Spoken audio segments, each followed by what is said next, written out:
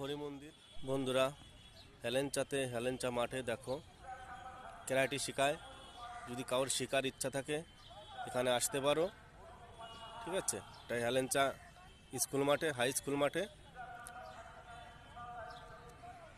আমার বাড়ি হেলেঞ্চায়।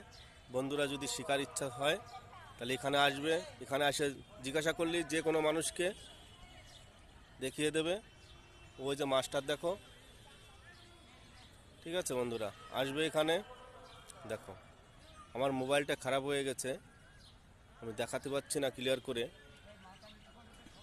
দেখো, ঠিক আছে বন্ধুরা।